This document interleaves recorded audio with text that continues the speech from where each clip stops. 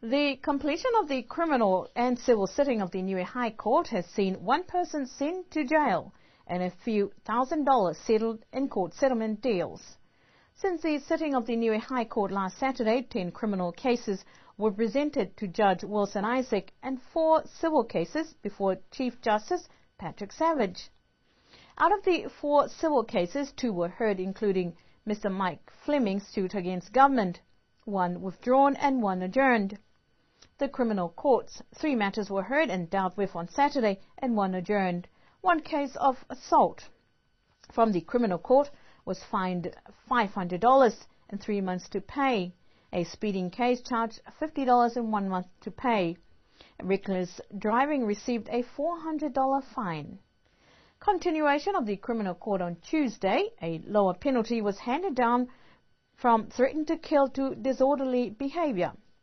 Received an order for sentence in 1 year, meaning if the person charged behaved for the duration of the sentence, the charge will no longer exist.